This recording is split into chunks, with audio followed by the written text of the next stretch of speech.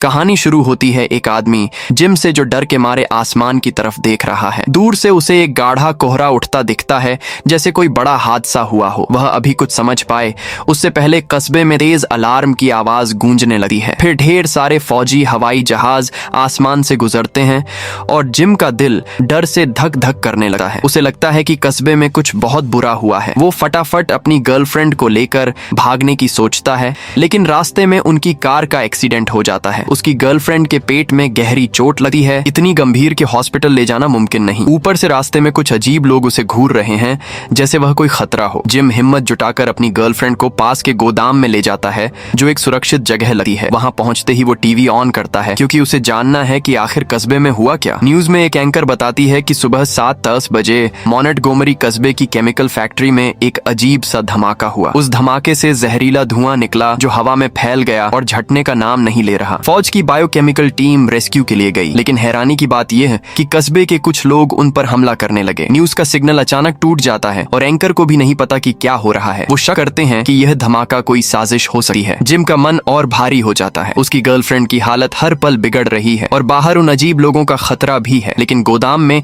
उसे एक कुल्हाड़ा और एक राइफल मिलती है, जो उसे थोड़ा हौसला देता है। न्यूज में महत्वपूर्ण है, फौज ने 60 हवाई जहाज रेस्क्यू के लिए भेजे हैं, जिससे जिम को थोड़ी उम्मीद जागी है। तभी बाहर हवाई जहाज की आवाज सुनाई देती है। वो दौड़कर बाहर जाता है और मदद के लिए चिल्लाता है, लेकिन जहाज उसे देखे बिना निकल जाते हैं। अगली सुबह वो छत पर बड़ा सा हेल्प का निशान लिखता है, ताकि रेस्क्यू टीम उसे देख ले। लेकिन बाहर अभी भी वो अजीब लोग घूम रहे हैं जो उसे डराते हैं। न्यूज से पता चलता है कि जहरीला धुआं सांस लेने वाले लोग ज़ॉम्बी जैसे बन गए हैं, जो इंसानों को मारते हैं। इसीलिए जिम बाहर नहीं निकलना चाहता। एक रात बारिश में उसे हल्की सी आवाज सुनाई देती है। वो लैंप लेकर चेक करने जाता है और देखता है कि गोदाम का पिछला ताला खुला है। उसे समझ नहीं आता कि उसने ताला लगाना भूला या किसी ने तोड़ा। वह ताला बंद करता है और गलियारे की जांच करने लगा है। फिर पीछे से आवाज आती है और वह बिजली का स्विच खोल देता है। अपनी गर्लफ्रेंड के कमरे से गुजरते वक्त वह देखता है कि उसकी लाश अब पूरी तरह ठंडी हो चुकी है। दुख को दबाकर वो आगे बढ़ता है और उसे एक आवारा बिल्ली दिखती है, जो शोर मचा रही जिम राहत लेता है। लेकिन फिर उसे जमीन पर कीचड़ भरे पैरों के निशान दिखते हैं, जो बिल्ली के नहीं है। वह जैसे ही मुड़ता है, एक ज़ॉम्बी उस पर हमला कर देता है। जिम की राइफल छिन जाती है, लेकिन वो किसी तरह अटारी पर चढ़ जाता है। नीचे ज़ॉम्बी उसे ढूंढ रहा है। जिम देखता है कि राइफल पास में पड़ी है। वो उसे लेने की कोशिश करता है, लेकिन शोर से ज़ॉम्बी का ध्यान उसकी तरफ जाता है। जिम अब छिपता नहीं, वो नीचे उतरता है, राइफल उठाता है और ज़ॉम्बी उस पर झपटा है। कई गोलियां चूक जाती हैं, लेकिन आखिरी पल में वो ज़ॉम्बी को मार देता है। ज़ॉम्बी की लाश देखकर जिम हांफते हुए जमीन पर बैठ जाता है। तभी बगल के कमरे से फोन की घंटी बजती है। वह फोन उठाता है और पता चलता है कि पास के गोदाम में एक और बचा हुआ इंसान है,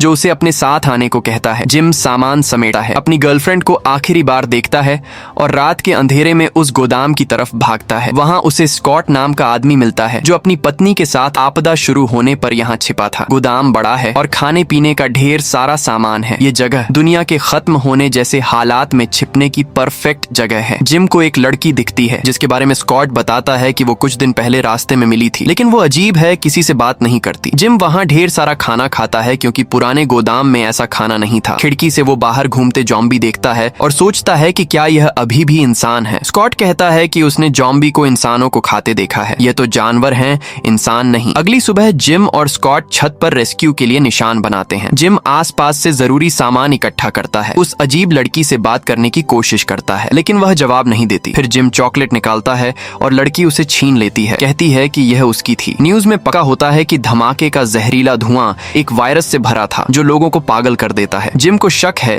कि यह धमाका उस केमिकल फैक्ट्री में हुआ, जिसे पहले केमिकल हथियार बनाने की वजह से बंद किया गया था। शायद पुराने गैस टैंक की वजह से यह हादसा हुआ। स्क्वाड को इसकी परवाह नहीं, उसे बस गोदाम के आसपास घूमते ज़ॉम्बी की चिंता है। जिम कूल है, उसे यकीन है कि फौज जल्दी आएगी। वो आसपास के ज़ॉम्बी की लोकेशन चेक करने की सोचता है। उस रात अजीब लड़की, जिसका नाम अन्ना है, को नींद नहीं आती। वो जिम को अपनी गर्लफ्रेंड को याद करते देखती है और उसे अच्छा लगता है। अन्ना अपनी कहानी बताती है कि वह बचपन से बाकी थी। स्कूल में उसका कोई दोस्त नहीं था और माँ बाप से भी अच्छे से बात नहीं करती थी। इस हादसे में उसके माता पिता उसे बचाने में मर गए और उसे लगता है कि उसे मर जाना चाहिए था। जिम उसे समझाता है कि उसे अपने माता पिता के लिए जीना चाहिए। अन्ना को बात समझ आती है, लेकिन तभी नीचे से गोली की आवाज आती है। दोनों देखने जाते हैं, कोई दरवाजा खटखटा रहा है। जिम को शक होता है। वह दोनों लड़कियों को ऑफिस में छिपने को कहता है और राइफल लेकर दरवाजे की तरफ जाता है। बाहर एक औरत अपनी बेटी को ढूंढने की बात कह रही है, लेकिन जिम टॉर्च जलाता है और देखता है कि वह ज़ॉम्बी है। वह गोली चला देता है। न्यूज में खबर आती है कि जम्बी अब समझदार हो गए हैं। वह इंसानों की तरह बिहेव करके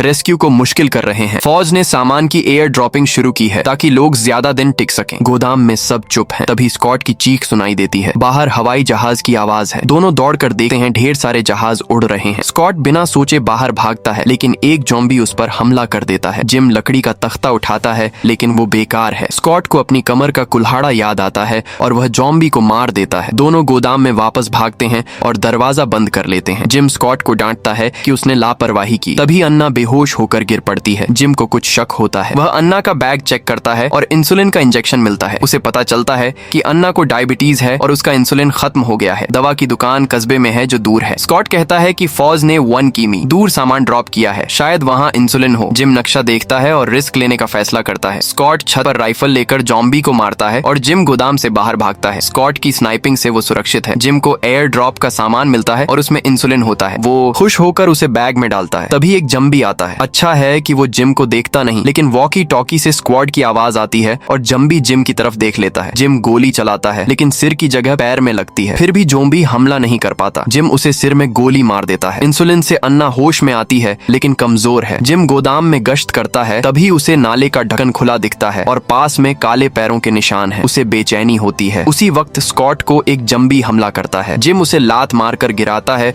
और बिस्तर से दबा देता है। सब ऑफिस में छिप जाते हैं, लेकिन जम्बी दरवाजे पर घूमता है। जिम और स्कॉट प्लान बनाते हैं। जिम राइफल उठाता है और स्कॉट गलियारे के पीछे जाती है। ज़ॉम्बी अंदर आता है और जिम गोली चला देता है। बाहर का हाल पता नहीं, इसलिए सब ऑफिस में रात बिताते हैं। सुबह जिम हथियार लेकर बाहर निकलता है, तभी उसे आवाज सुनाई देती है। वो आगे बढ़ता है और बायोकेमिकल सूट पहने सैनिक दिखते हैं। वो उसे बेहोश कर देते हैं। होश आने पर वो ट्रीटमेंट सेंटर में है। टेस्ट में वो इन्फेक्टेड नहीं निकलता। एक फौजी अफसर बताता है कि एयर ड्रॉप बॉक्स में ट्रैकर था, जिससे फौज गोदाम तक पहुंची। जिम को नहीं पता था कि अन्ना के लिए इंसुलिन ढूंढते वक्त उसने खुद को भी बचा लिया। स्कॉट और उसकी पत्नी बेस पर हैं और अन्ना स्पेशल वार्ड में ठीक है। बाहर कई बचे हुए लोग हैं।